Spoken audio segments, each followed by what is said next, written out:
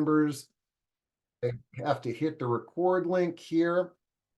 And I am really excited about today's discussion. It's a heavy topic, sepsis, but I am learning so much about sepsis. It was a complete blind spot for me. I thank my friend Jill Sachs, who opened my eyes to it and introduced me to Jackie, Duda, and Brooke, who are doing amazing things about educating people on sepsis. So let me welcome Jackie and Brooke to the stage, and we will kick off this discussion here today. Jackie and Brooke, again, thank you for joining us, and I'm personally really excited about learning as much as I can about sepsis and helping other people know about this dreadful killer that's out there. But before we dive into this discussion, let's get to know the two of you a little bit better. Jackie, I'll start with you. Tell us a little bit about your background and your story and how it relates to sepsis. Yes, thank you. I want to thank you, Steve, for inviting me to be on today. I've been a journalist. I was an English teacher during the 90s, and I transferred into journalism 2001. And I worked pretty well at that until 2011, when I became disabled because of Crohn's, POTS, Ehlers-Danlos syndrome. I had this whole cosmic conglomeration going on that forced me to stop writing until 2021. Also in that time, I used a wheelchair and a mobility scooter for about 7 years. 2021, I was not feeling really well, May 22nd, 2021. And of course, I'll talk about it more in the presentation, but that was the day that I had a colon perforation that led to septic shock. I faced an almost 2-year-long recovery. Somewhere along that line in the recovery, I got back into journalism. So I started writing again. And I wrote my story for the Washington Post about my sepsis survival last September. I wrote a story about Brooke and I in our local newspaper, the Frederick News Post, also appeared that same week. And I'm working on another piece on sepsis that's going to appear in the Costco Connection magazine this September, in both the US magazine and the Canadian magazine.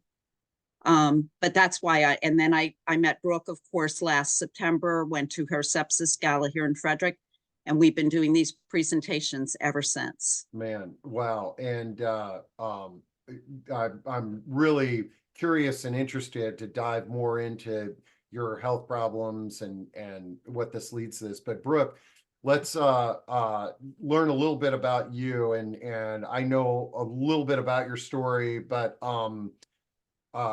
share this with our audience and your connection to sepsis. Good afternoon, everybody. Thank you for having us, Steve. I'm really happy to be able to share everything that I know, what led me to the point of where I am today, working with Jackie. I had previously been an emergency room nurse at our local hospital. The year 2020 changed everything for my job career, for our family. With being a nurse in the hospital, you tend to have an assumption that a lot of things exist on the outside for people, and it doesn't. So that is exactly what I started to direct my grief towards. It was seeing that those have access and prevent the spread of infectious disease for not just our county, Frederick, but for the state of Maryland, and to see that changes happen for all patient care. Well, is this a good time to sort of for you to share the story of your son and starting Love for Lochlin Foundation? Yeah, thank you, Steve. So being an emergency room nurse, and when I say that people have the assumption of having access of things, I didn't. Our family didn't.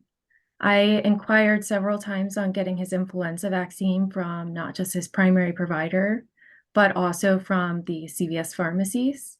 So one of the biggest hurdles were that pharmacies at that point, because we did not enact COVID, they could not administer to anybody that was under the age of 9.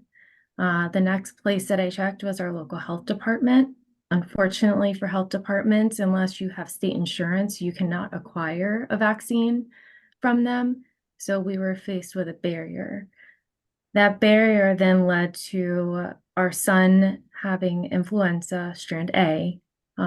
He started to fall ill on Friday afternoon. We had inquired and sought medical treatment Sunday evening due to he would not bear weight on his legs.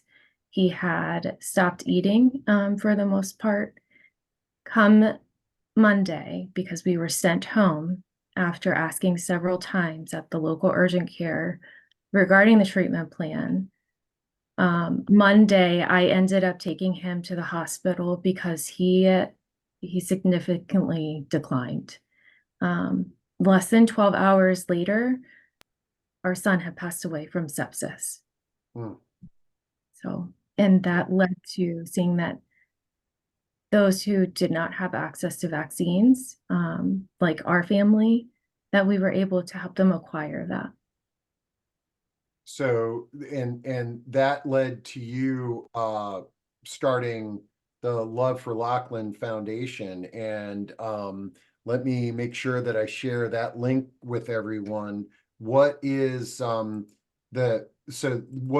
are some of the main purposes of Love for Lochlin Foundation?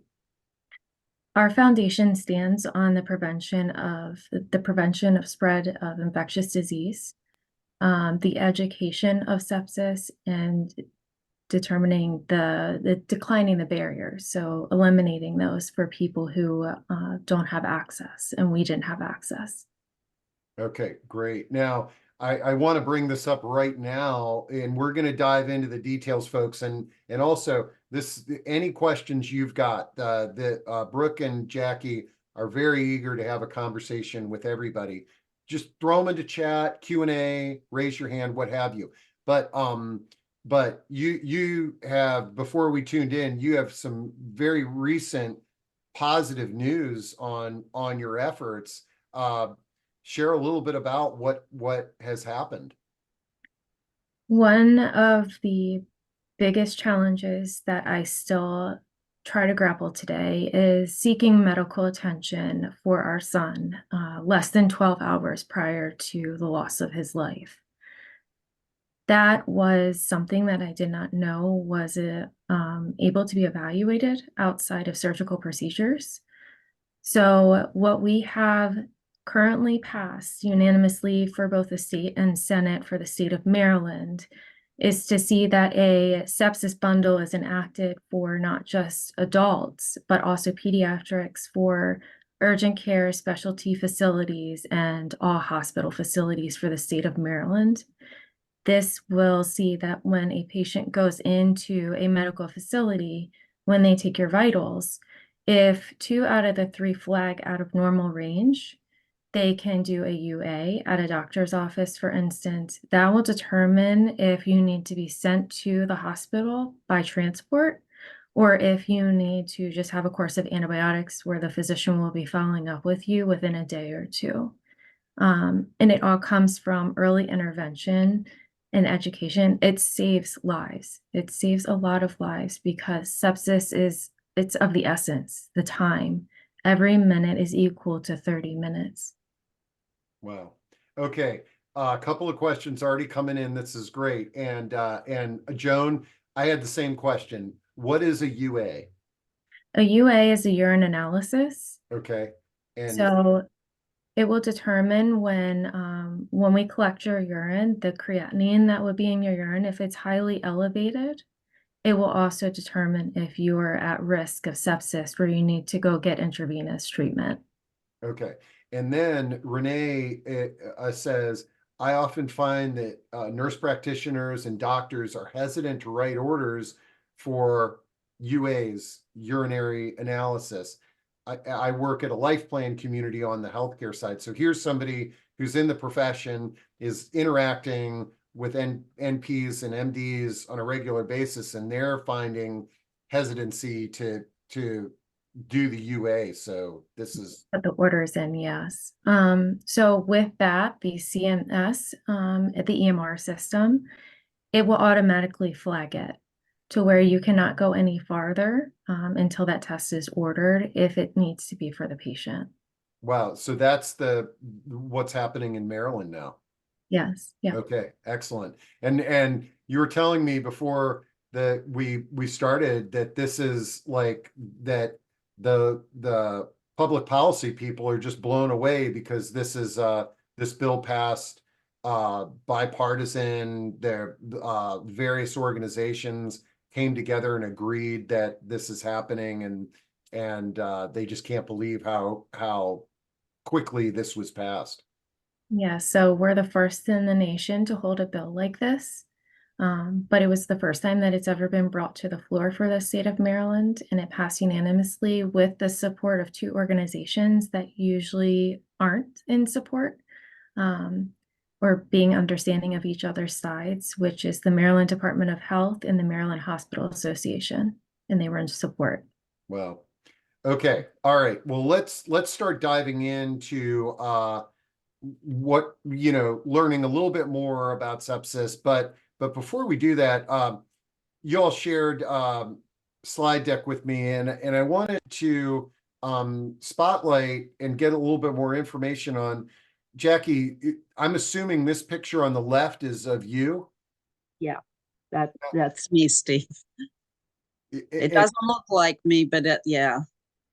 I was going to say, this is tell us a little bit about this photo. Is this when you realized that you had sepsis?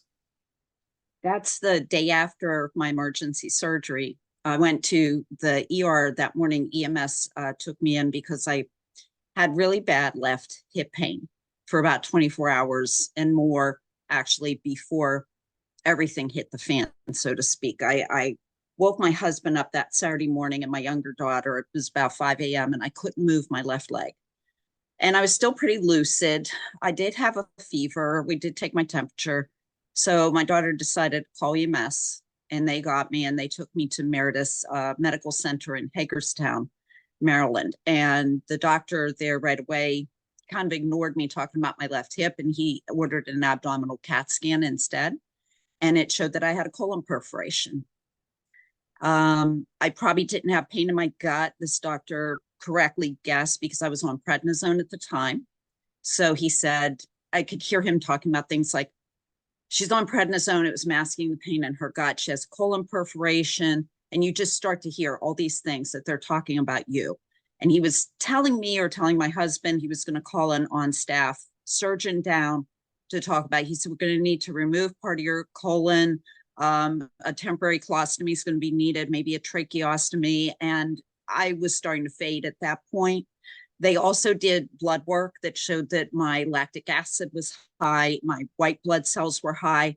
And that's the kind of blood work that really, if they're trying to determine sepsis, I think, and Brooke will probably share more on this too, in an emergency situation, that led them to believe I had developed sepsis. And then, according to my medical records, apparently I went into respiratory failure at that point. And that's when they put that ventilator in. And I was still awake.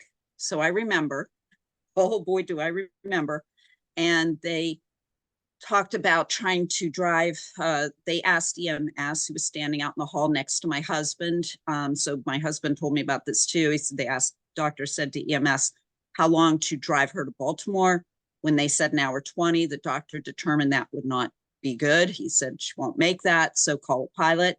And they loaded me onto a helicopter and flew me to shock trauma in Baltimore, which is part of the University of Maryland health system. And they get the worst of the worst cases in the state of Maryland. And they saved me. The colorectal surgery team there saved me, because by the time I got there, my notes say that I was going into heart failure. Things weren't working. And the next thing I knew, I woke up in ICU, and that's the ICU in shock trauma, the SICU, I believe they call it. And I woke up in the middle of the night, and the surgeon was talking to me and telling me, that I was really sick and they didn't think I was going to make it. And that was kind of all I remember until the next day. My husband came in and took that photo. He knew, being a writer, he's like, well, she's going to want to know what she looked like. Hmm. And I did. I really did. It was kind of shocking, but yeah. And that was the day after. That's sort of like the day after the worst event of your life. Holy cow. All right. Well, you've got a bunch of great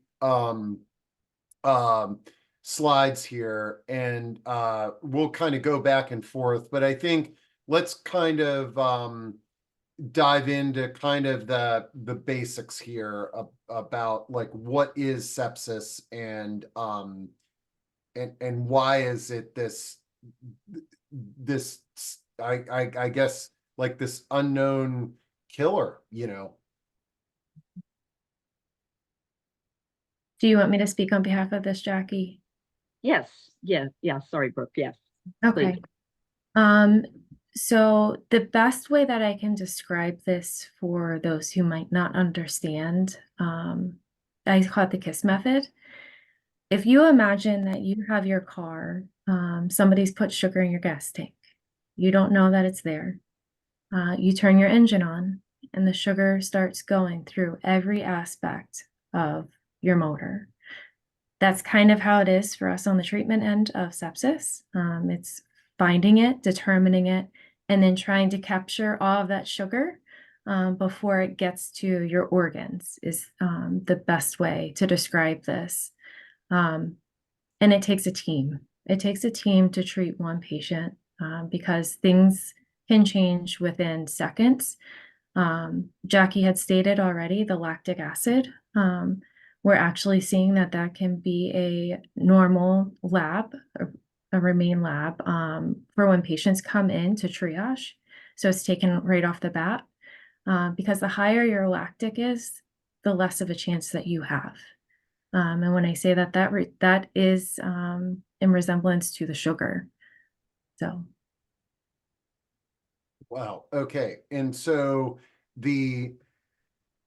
does sepsis just impact people? Like, both of you, I believe, were talking about incidents that were in hospitals, but how do we, when does this seem to impact people? Some people I've talked with have had it happen suddenly, like at home, and they pass out, or a family member finds them, and the next thing they know, they wake up in the ICU.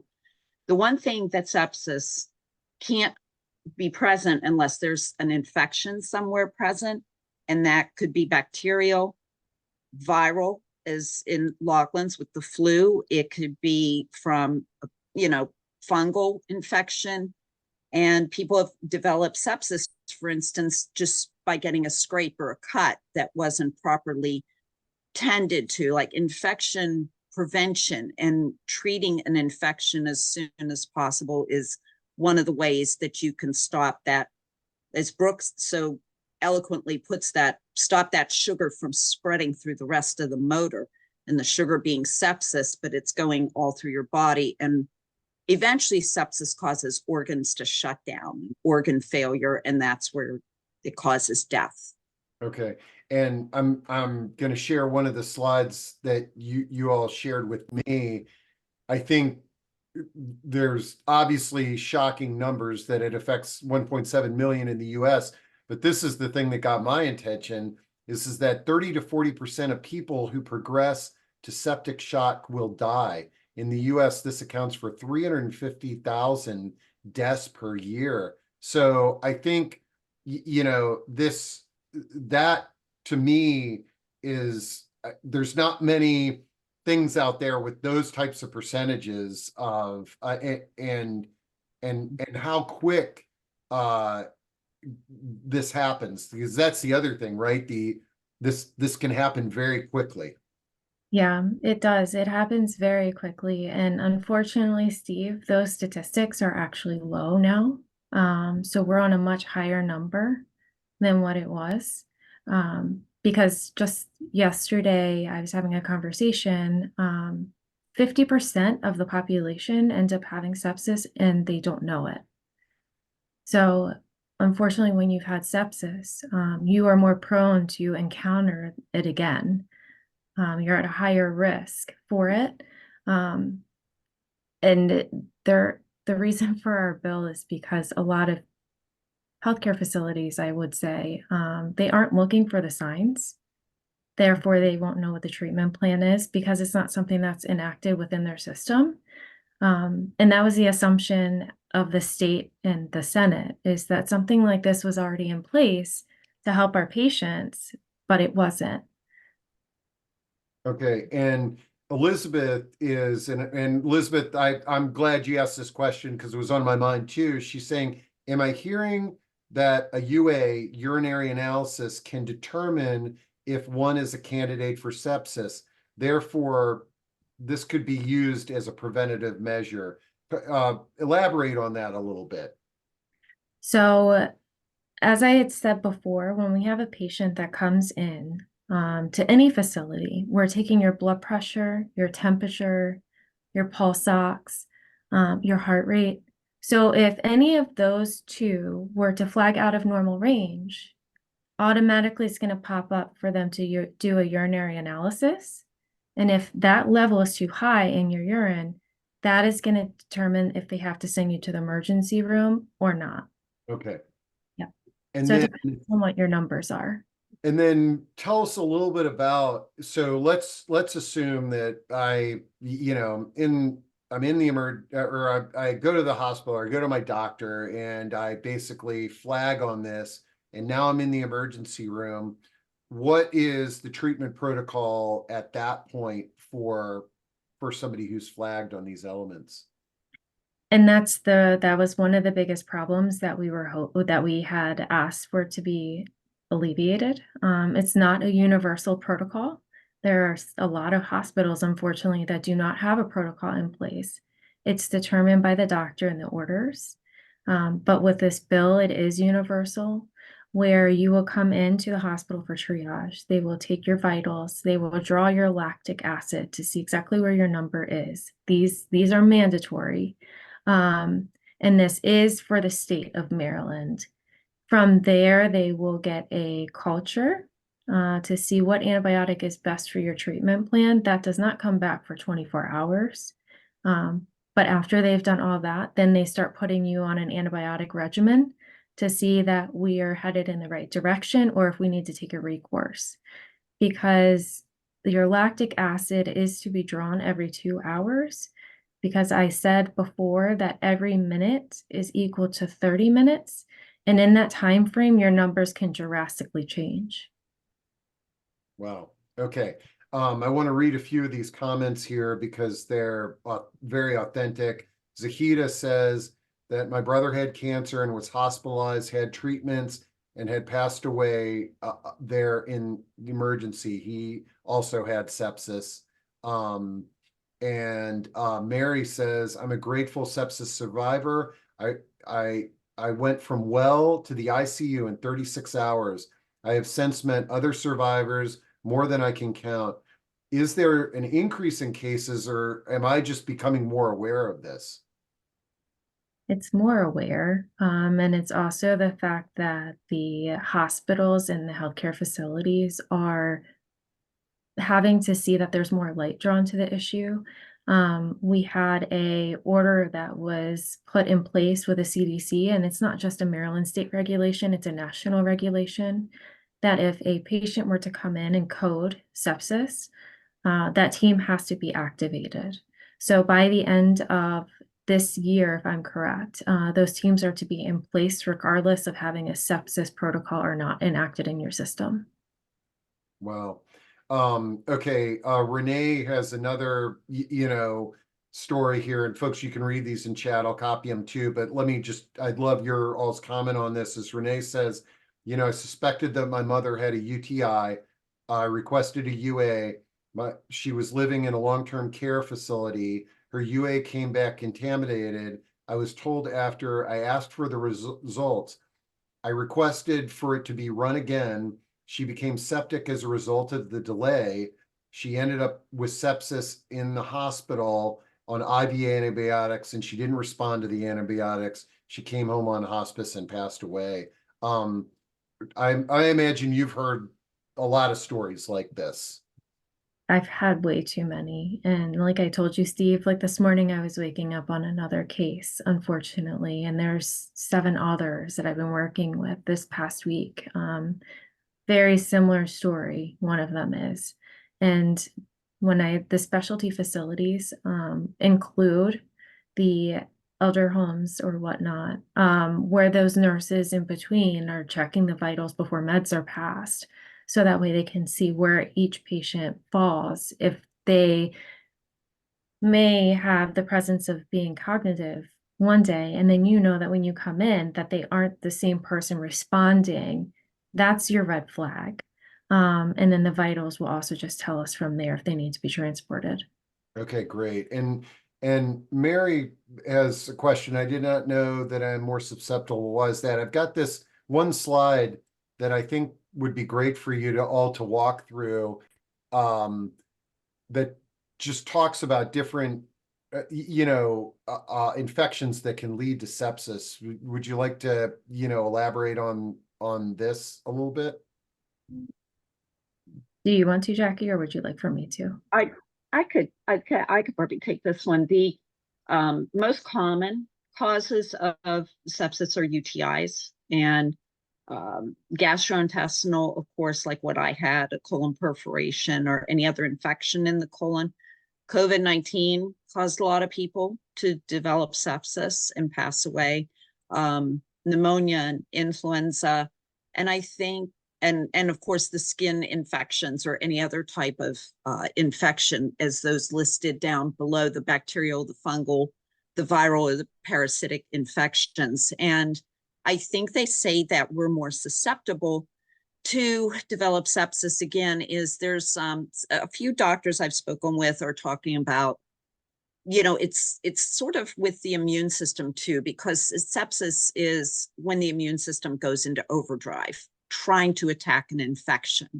It's going after the infection, but it's releasing all these toxins and it's causing your organs to shut down. And so a few doctors are studying why that occurs. And I guess that if your immune system did that to you once, then it's likely that it could happen again.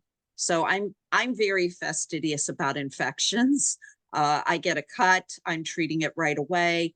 I see my doctors at least once a month and make sure I'm doing my follow-ups and making sure that, I try to be as low risk for infection now as I can be. Man, yeah,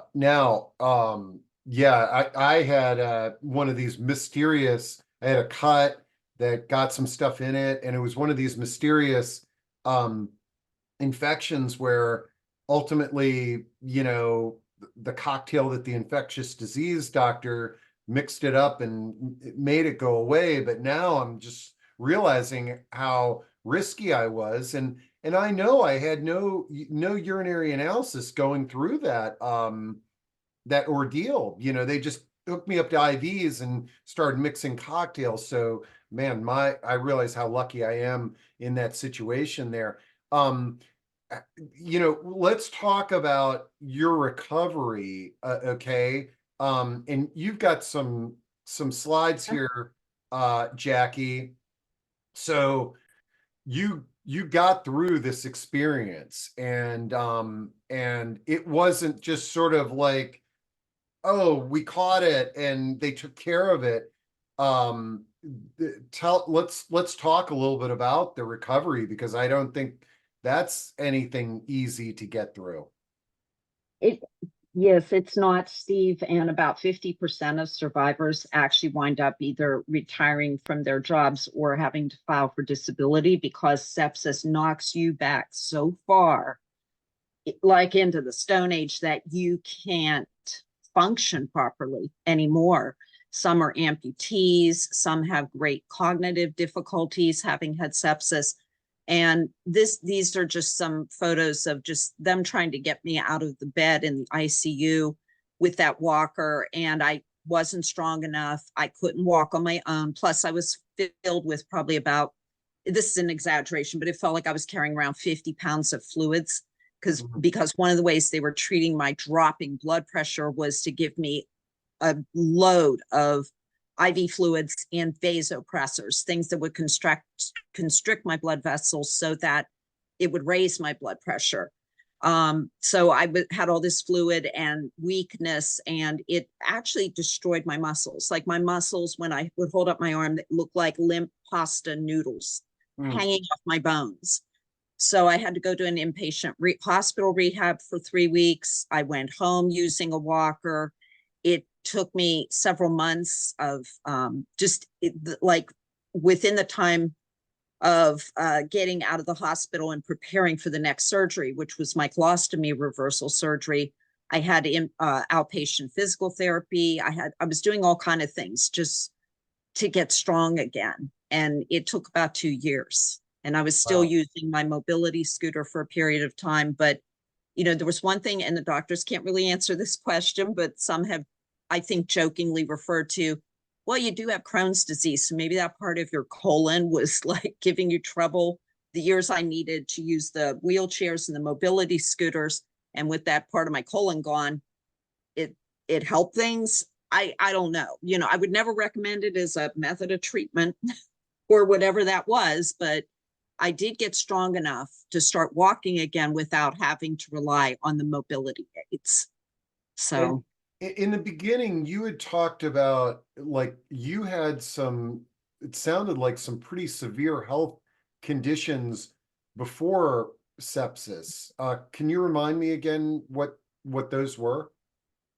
Yes, Crohn's, which is an inflammatory bowel disease. It can cause problems like fissures and everything. And that was the first thing I thought when I got to talk to the colorectal surgeon. I said, was it the Crohn's that caused the perforation or the Ehlers-Danlos? She said, no. She said it was undiagnosed diverticulitis. That, you know, we all, after 50, we all get these little pockets in our intestines, but it's when they call it diverticulitis when it's an infection. And that was what I had. And that was simmering, and that caused my colon to pop.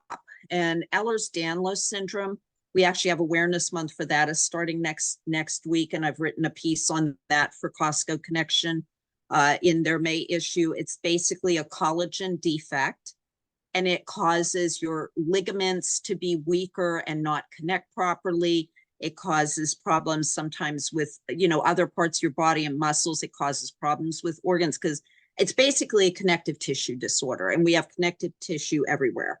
So it makes my shoulders dislocate, my hips can dislocate, and, you know, and they call it, I have hypermobile, the hypermobile type. And the POTS is basically you stand up and you could faint because blood tends to pool in your legs. It's called postural orthostatic tachycardia syndrome. You stand up, your heart rate speeds up, trying to keep you up, and sometimes you'll just hit the floor. That's just that's what I battle, and I'm still battling those. Well, you really, you right now, as we see you, and in this photo here, you look extremely healthy. I mean, and I recognize that that's just a visual impression, but did this whole experience kind of change your lifestyle in terms of exercise, diet, and all of that? Yeah, I have a lot of PTSD, and I think I'm always running from sepsis because I'm trying to keep this broken body moving. And I go to the gym several times a week, and I have pain daily from the Ehlers-Danlos and the other things. I tend to swim to relieve that pain. So it lights a fire behind you that you just want to make sure you take care of infections. You just want to make sure you never wind up in that position again. And so I call it, it's like people ask me why you go to the gym so much and you're tired and you're achy. I said, I don't know. I just think I'm running from sepsis. Man, well, yeah, and the side benefit is you're getting stronger. It's you're part of a community, and you're living a healthier lifestyle. This list of some of the things that can happen, you know, memory loss, anxiety, depression, insomnia, nightmares, muscle and extreme fatigue. I mean, it really illustrates that this is that surviving is there's still a lot that you need to be aware of. It gives you a lot of baggage. Yeah. You carry around baggage. Okay, so actually, let me just check chat and make sure that we don't have some questions, and then we'll talk. I know we've talked a little bit about prevention, but we can elaborate a little bit more on that. Okay, Yvette says, does EDS and POTS predispose you to sepsis? And if can one of you elaborate on what EDS and POTS is? Yeah, that's Ehlers-Danlos syndrome and POTS, the postural orthostatic tachycardia.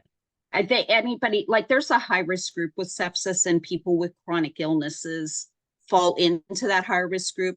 Sometimes just because the medications were given, and I was taking prednisone, which lowered my immune system and masked pain and that sort of thing. So chronic illnesses like that do make you a little higher risk. Okay, and then Bonnie is sharing, the hospital told us that my 53-year-old mountain biking, skiing, fit, active brother would be in dialysis for the rest of his life if he survived. So is dialysis is part of the treatment after a sepsis diagnosis? It usually is, and it's also part of the process of treatment. Unfortunately, when somebody is going septic, that is the first organ that takes the hit. And then it's your muscles. Then it ends up being your heart. And that's why getting that treatment as early as possible is everything, because you don't want it to go any farther than that. But at the same time, when your kidneys are also trying to recover, but we're also hitting you with really hard antibiotics, it does. Everything flushes through them regardless of the situation. And sometimes it's saving your life. We're trying to see that we can have your function back. And Steve, if you don't mind that I just share like one scenario. Oh, no, absolutely. Okay. So I had received a call, and this was maybe 3 months ago. It wasn't Maryland State that I was assisting the family with this. They were in Indianapolis. It was a 10-year-old boy who is currently in the hospital with strep. So what had happened is his mom had called the physician's office to see that she could get him in to get treatment for a possible cold. Unfortunately, the strep took over, and when he was in the hospital, he went through recovery, but he ended up being an amputee of both arms and legs. He's doing amazing right now. It's just difficult for him as well because he's also going through dialysis daily. But he'd rather be here. So it's kind of that balance that you have to play in that situation. Man, this is heart-wrenching. Let's dive into prevention, and I'm going to pull this slide up that you've shared with me, and this is also a good opportunity to talk a little bit about the foundation and how people can connect with you and things like that. Thank you, Steve. The prevention of infection and the spread is very pertinent. There are many people that don't truly understand or have the access to be able to stop the spread of something. So the one that we were trying to acquire, like I said earlier, was flu vaccines. When you have a flu vaccine, if some of those don't know how immunizations work, is The flu vaccine is to help your body identify that virus if you come across it, so that way you have something that's fighting. It recognizes what it's about to attack, is the best way of saying it, to also help your body from over attacking it to where it attacks yourself. And that's exactly how sepsis works in most forms. But it's also seeing that people have everything they need to not only keep themselves safe, but also their families. Disinfectant wipes, masks, everything, COVID tests. These are items that are very costly, but many don't have access to. So we're a mobile unit that goes to those in their communities that face the barrier of transportation or insurance. For the example of the elderly population, a lot of people say, why are you giving out free flu vaccines? They're free for everybody. Unfortunately, they're not, especially for our aging population, because if you're familiar with the donut hole, that usually happens right around flu season, where a lot of our patients have capped out where their insurance or Medicaid won't cover it, or Medicare, I apologize.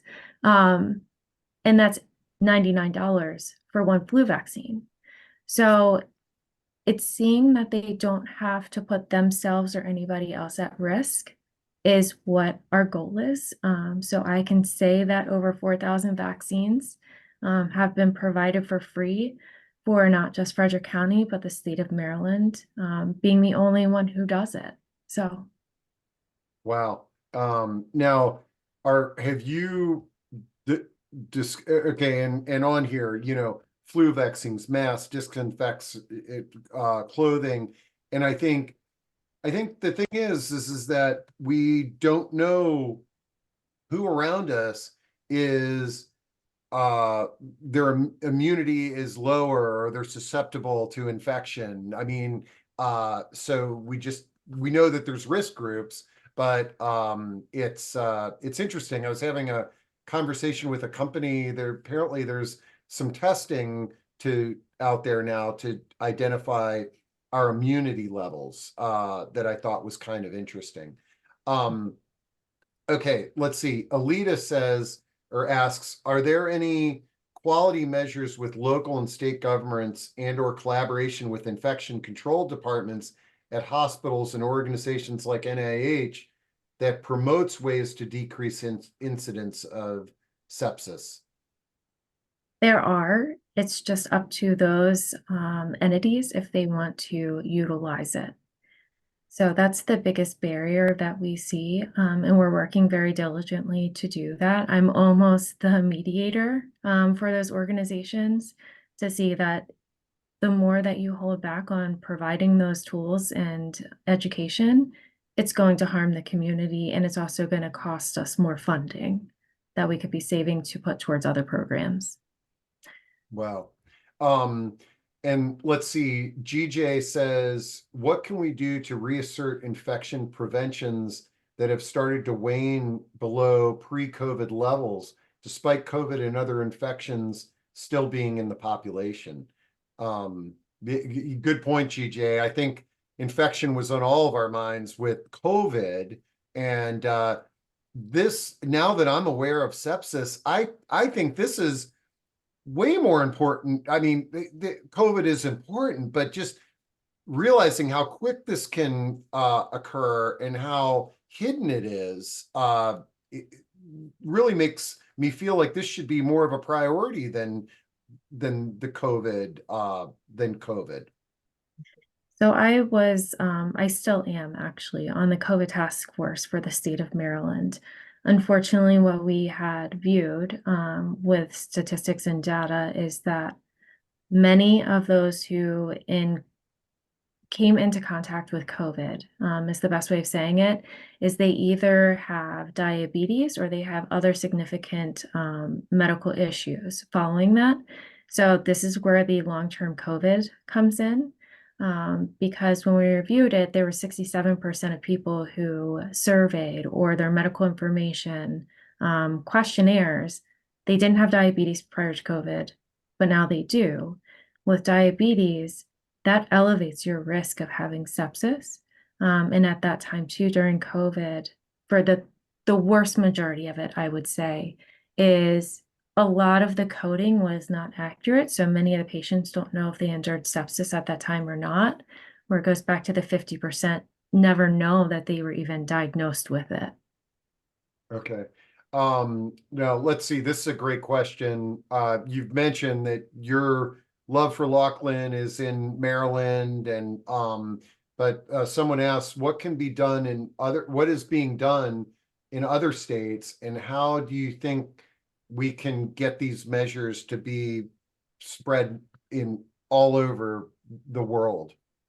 Yep, so it's the universal protocols that we're looking at. And we actually sat down with many physicians to see exactly what their their insight would be on something like this. And they've always said that seeing that the questions are answered. So the one question that we have formulated is, have you ruled out sepsis? It's a very simple question to ask. And if they haven't, then you need to keep asking it because they know what it is.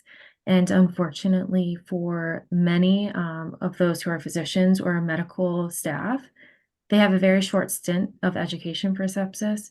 So it's making them go back and take the blinders off and look at the patient much more diligently.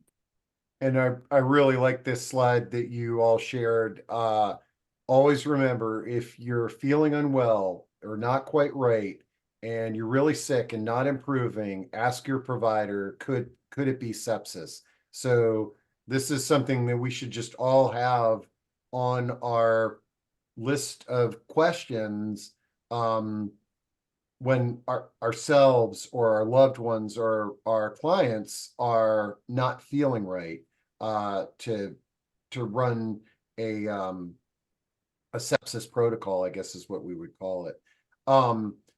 Couple of other questions here. Elizabeth says, because wearing masks is listed as preventative and sepsis is an infection, does this mean that sepsis is contagious? Good question, Elizabeth. No, when we say wearing masks, we're preventing the spread at that point. So for instance, it could be flu, it could be strep, it could be RSV, it could be the combination of COVID, RSV, and flu. So it's wearing a mask for that aspect because those then can carry on to be sepsis. But sepsis, no, it's not contagious. It is just the way that your body responds to that viral or bacterial infection. Okay, great. And then someone says sepsis is also identified by a simple CBC test. White count 2 high can result in sepsis. What is CBC test? What is that? So your CBC is your general panel of labs. Okay. Usually we fall back on that one for a better aspect of treatment, to see what it is affecting. So the creatinine one is high, it's very high. Usually we know that it's affecting the kidneys at that point. So it just gives us a better course of action on what we should or shouldn't be doing. The reason why we're not asking or requiring CBCs or ANAs with the physicians is because it's not something that they can have a quick turnaround on within the office. If your lactic is high, your blood pressure might be low, and your temperature might be low. They're going to send you right over to the hospital. You're not driving yourself, they're sending you over. And then that's when we would order those additional labs. Okay. Sandra has a good, I love our community because the questions they ask are just the ones that I would, it's a great question. Sandra says, is there a good urine test kit that could be performed at home? I could see where, if you're taking care of a loved one with dementia or something like that, and is there a home test kit for the urine? Some locations have them, but not all. And sometimes they can be a little bit inaccurate. So for instance, if you have a diabetic and their glucose is high within the urine, then that makes sense. But there are some things that can throw it off. And sometimes what we'll do is it's called a spin out within the physician's office to see that we're getting a very accurate reading on what the urine is, so that you don't get a false positive or a false negative. Mhm. Um, but that's usually why we see that the physicians do it. But I will tell you that the other signs and symptoms of sepsis, which it usually goes either mental decline or severe pain. Okay. One of those two, and that's why I went back to the aging population, how they might be cognitive one day and then the next they're not. Um, those are your cues to find. So Lochlin had severe pain, and then he was mentally declining. Hmm. And that's every course is a little bit different, but those are the strong signs to look for. Wow. Okay. Let's see. Okay. Melissa asks, do patients with sepsis often become cardiac? Yeah. Tachycardiac, and what is tachycardiac? And I'm not pronouncing it the right way. No, we refer to that as tacky. So that's when your heart rhythm it's very off kilter. And that usually comes from the creatinine, or that comes from somebody's valves that are not responding appropriately with blood flow. Um, but usually when that happens, you need to seek medical attention regardless. And for those like me that don't know what this is, I'm putting the definition there in chat. Okay, let's see. The mother of a colleague, Christian Willis, said her former job died from what I thought was sepsis. Instead, it may have been another disease. Is this similar to sepsis? In looking up his website, Chris, here, I'm gonna cut and paste this in to chat so everybody can see it. But she has a lot of details there. I think we are there's a lot of misdiagnosis out there, and but it's leaning into missing the sepsis, not necessarily the diagnosis of another disease. But There are a lot of physicians and practices that also call it something else, um, like a like blood poisoning, or just it's something else that they Yeah. would refer to it as. Yep. Yeah. And that leads to the patient not having the appropriate treatment that they should. So um and is Kathleen asks, is community acquired CDI similar to sepsis? And what is CDI? can you clarify on what the CDI is? I apologize. Yeah, Kathleen, if you can tell us what CDI is, that would be great. And while she's doing that, Crystal says, I know someone who got it from a prostate exam. Make sure the doctor is using new gloves and washed hands. Yeah, man, I mean, if one thing that this discussion is really elaborated is to use all the anti bacterial protocols. C. diff is what she's saying. C. diff. Do you know what that is? I do, unfortunately. Um, the for C. diff is very contagious, especially if you're not taking the protocols that you should for the treatment of the areas and also disposal. So when you look at C. diff, though, on the big picture, it is a bacterial infection that it can quickly lead to that, which is why it is so contagious. So the treatment plan of that, if it's not taken appropriately, that can result in sepsis. Okay, and I put a definition of that from the Mayo Clinic in chat. Okay, I'm looking at the clock, and no surprise, we have burned through an hour very quickly. This is fascinating and great information.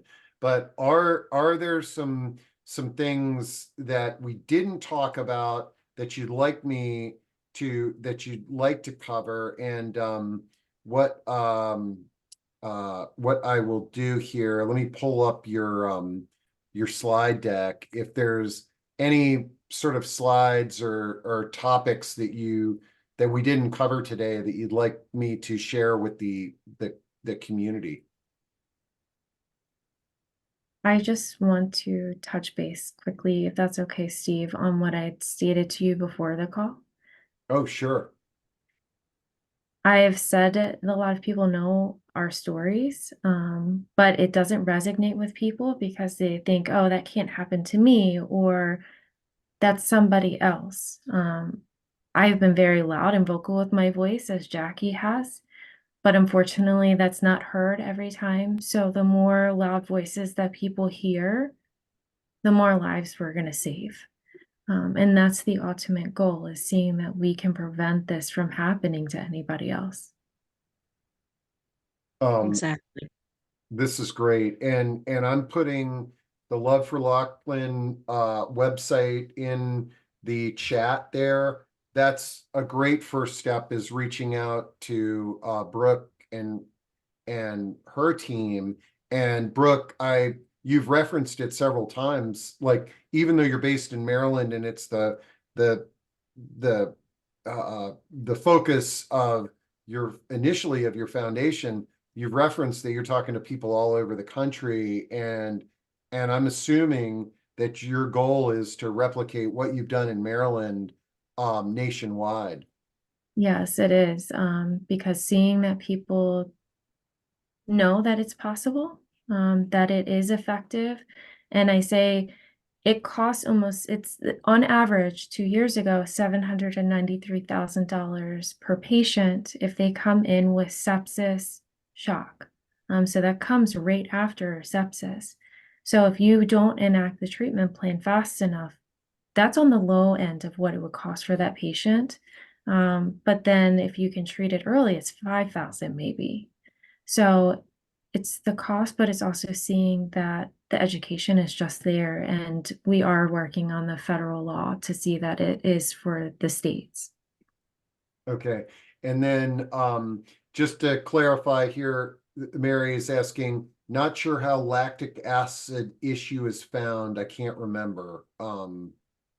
It's a lab. It's a separate lab that we order. Okay. Yeah. Yeah. Okay, great. And Romel says, yeah, the lactic acid levels is indicative of sepsis in an emergency room protocol for sepsis. Okay, this is great. Mary says, I am now even more grateful. I had no idea what complications I might have had. I was in good health before I bounced back over a period of time. So yeah, this has really been eye-opening to me, and I can tell to a lot of the people in the discussion today. The good news is this is recorded. We'll get it up on the website. I'll make sure to keep on adding any details that Brooke and Jackie share with me. I think right now something on the radar that I think is wonderful for this initiative is, I think you said the signing of the bill is going to occur like on May 16th, I believe. It is. It's on May 16th. From what we've been told, it is potentially at 9 a.m. in Annapolis, but it is subjected to change. So we only get a 48-hour notice. Okay, well, I'll make sure to reference that on the recording website, and if you get any more details, we can update that. And I'm gonna what I'll do is I'll share with you some of the folks that are on today's discussion, and if you get any details, you could send that to them. So this is really great. Well, thank you, Jackie and Brooke. This has been wonderful. Thank you so much to our attendees today. The questions and the comments and the personal stories that you all shared are amazing as well. Anything that we missed, or do you think we did a pretty good job here? I think we covered quite a bit in an hour. You did great. Thank you, Stephen. Thank you, everybody. Yeah, for and coming you to the know, presentation. another thing that this is a reminder of, there was another discussion that we had not too long ago. We need to do a discussion on urinary tract infections because I tell you what, it seems like it just like falls, that urinary traction infections often lead to life-ending procedures and things of that nature. And this is really illustrating that as well, you know, so. Unfortunately, too many cases of UTIs come to the forefront, and it's also a lot of men. So it's misinterpreted as being a kidney stone, where at that point, when you're waiting it out, it just becomes too much, and then we see when it's too late. Wow. Okay. All right. Thank you so much, y'all. We'll see you at the, we'll probably be doing a follow-up on this because I think we need to do talks like this on a regular basis. So we'll get this on the calendar as a regular thing, and then we can hear about the progress and what's being done nationwide and where your initiative has gone. Thank you very much, Steve, and thank you for everybody that was able to attend today. You bet. Okay. All right. See you folks. Have a great day. Bye. Bye.